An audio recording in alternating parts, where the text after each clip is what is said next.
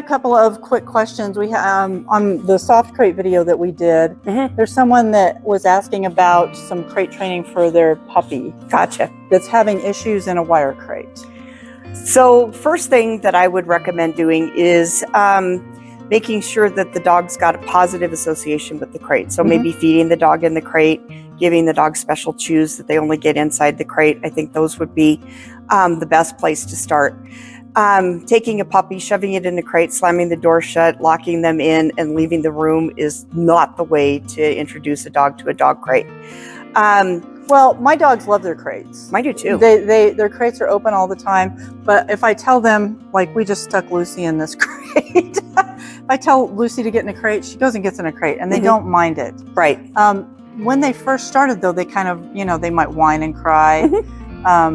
But you don't want to throw them in a soft crate if they're not adjusting well to a hard crate, right? Soft crates are for adult dogs only. They are not meant for puppies because if your dog's getting used to it, they could tear open seams with their teeth and with their claws. And so I just would wait and spend your money wisely when they're an adult. So how would you get them used to being in their adult crate, in their wire crate first? So I would take, like we were just talking about, I would make sure that you have positive association with it.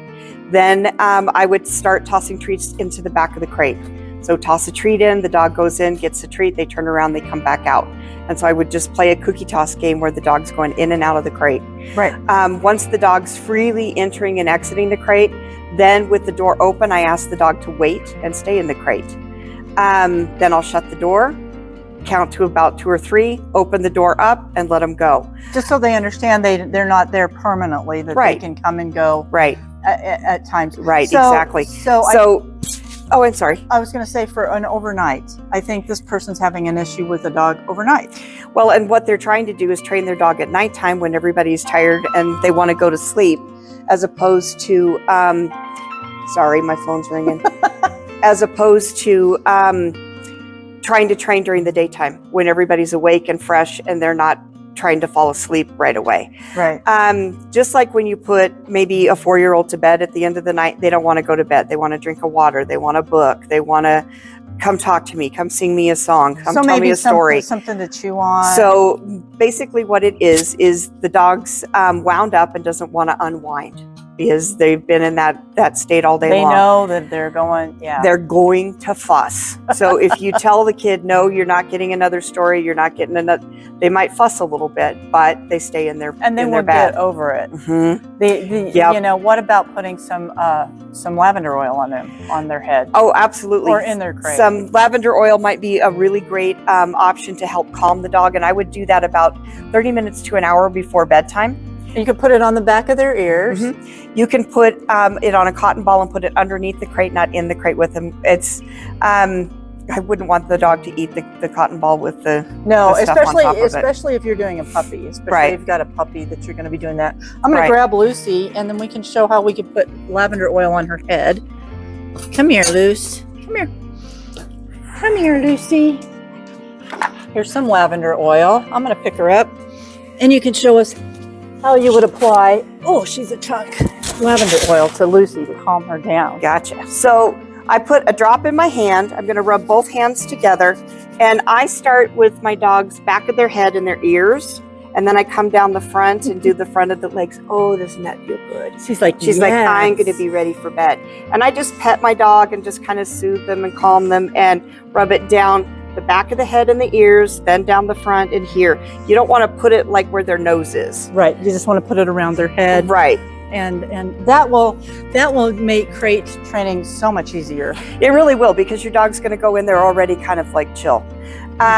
Be prepared to allow your dog to cry a little bit. It is a normal process. And don't get panicked. And don't get panicked and don't get upset because your puppy's crying.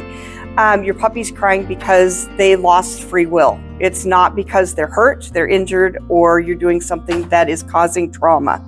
It is part of the process sometimes with some dogs. Yeah. And German Shepherds tend to be more vocal than some of the other breeds. So they really get in there and kind of howl and sing and so do Border Collies. some must be some kind of that breed. Yeah. Another thing that can be very helpful to help ease the transition is to put something over the top of the crate, like a dark sheet or just a blanket or something over the top of the crate, so that it becomes more den-like. And another thing that will help is maybe turning on some white noise, making sure that there's something for the dog to listen to other than just like a fan or maybe a radio with some relaxing music. Levi just put himself in a crate while we were talking. He did. He's like, I'm out of here. I'm ready for bed. I'm out of here. Once they get used to that, they love it. Yes, I they find do. mine in their crates all the time, especially if I'm working and they just go put themselves in their crate. Yep. I start with the puppies that I raise, putting them in crates at about 7 weeks. And the first couple times that they go in, it's a little loud, but I just sit right there beside them and I just play on my phone and I don't talk to them, don't touch them, don't look at them. And then as each one quiets down, then I just slip a little treat in there. And then pretty soon they learn to go in, lay down, be quiet. They get a treat from me. And then pretty soon, before I know it, everybody's sound asleep. That's fantastic. And it's our human nature, though, to go, oh, poor baby. But you can't do that. No. You need to just, and if you can't handle that, go in the other room. Just go in the other room. And you know, now I wouldn't let my puppy cry for 30 minutes. Then there's the dog's having some kind of trauma. But 5-10 minutes, that's not causing trauma to your puppy. No, and if you do what Noelle did just now with Lucy, you're not even going to have that. Right. Because that'll chillax them out. Yeah, it absolutely will. So lavender, definitely try putting some of that around your dog's head. Start with the back of the head and the ears, and then go down the front and the front legs. You can put a drop on their dog bed. You can put a drop on their dog bed.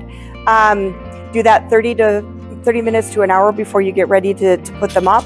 Make sure that they've got something to do in there. So you've got a favorite treat or toy that goes into the crate with them.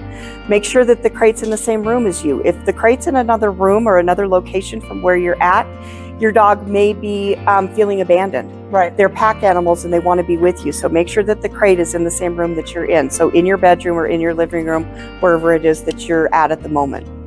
Yep. Great. Well, thank you so much. And thanks for asking the questions. We're up for answering anything. So if you have other questions, please drop them in the comments and we will get back to you on it.